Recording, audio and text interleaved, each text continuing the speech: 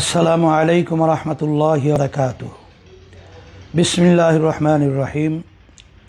নাহমাদুহু ওয়া নুসাল্লি আলা রাসূলিহিল কারীম। আম্মা বাদ। প্রিয় দেশবাসী, সবাইকে পবিত্র ঈদুল আজহার শুভেচ্ছা। ঈদ মুবারক।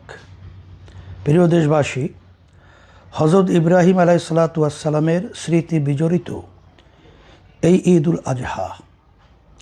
ঈদুল আজহার সাথে মহান আল্লাহ রাব্বুল আলামিনের নির্দেশনার প্রতি চূড়ান্ত আনুগত্য এবং সবচেয়ে প্রিয় বস্তু আল্লাহর রাহে উৎসর্গ করার শিক্ষা জড়িত।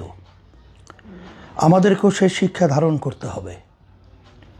আমরা যদি আমাদের নিজস্ব ইচ্ছা, পছন্দ, রুচি ও মানসিকতা বাদ দিয়ে মহান আল্লাহ রাব্বুল আলামিন নির্দেশিত ইচ্ছা, পছন্দ ও মানসিকতা গ্রহণ করতে পারি, তাহলেই আমাদের জীবনে ঈদুল আজহা সার্থক হবে।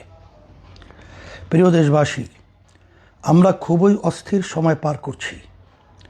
আমাদের সমাজের সহিংসতা, দুর্নীতি ও নৃশংসতা যেভাবে ছড়িয়েছে তা কল্পনাও করা যায় না।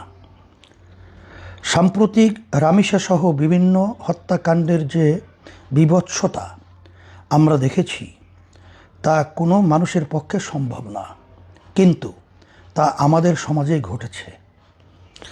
এর কারণ হলো আমরা শরিয়া থেকে দূরে সরে গেছি। জাহান্নামের ভয়, জান্নাতের আশা, ইসলামের শেখানো মনোভাব, চরিত্র ও আচার থেকে আমরা দূরে সরে গেছি। বেপর্দা ও অশ্লীলতা সমাজের গভীরে বিষাক্ত করেছে। এখান থেকে উঠে আসার একমাত্র পথ হলো শরিয়া অনুসরণ করা। নিজের জীবনে, সমাজে এবং আইন হিসাবে শরিয়ার মান্যতাই আমাদেরকে মুক্তি দিতে পারে। ঈদুল আজহার এই পবিত্র দিনে নিজেদের চিন্তা ও দর্শন ত্যাগ করে আল্লাহ রাব্বুল আলামিনের নির্দেশনাকে মান্য করার মানসিকতা নিজেদের মধ্যে তৈরি করতে পারলেই ঈদুল আজহার মর্ম হাসিল হবে। প্রিয় দেশবাসী, আইয়ামে তাশরিকের দিনগুলো তাকবীর আদায় করুন, কোরবানি করুন একান্ত মহান আল্লাহর জন্য। কোরবানির দিনে শরিয়া বিরুদ্ধ কোনো কাজ যাতে আপনার থেকে না হয়, সেই বিষয়ে লক্ষ্য রাখুন। কোরবানির গোশত গরিবদের মধ্যে বিতরণ করুন।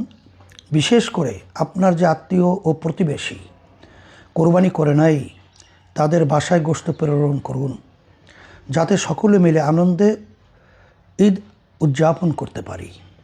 প্রিয় দেশবাসী, আপনাদেরকে আবারও ঈদ মুবারক। আল্লাহ সকলের কোরবানি কবুল করুন। আমিন।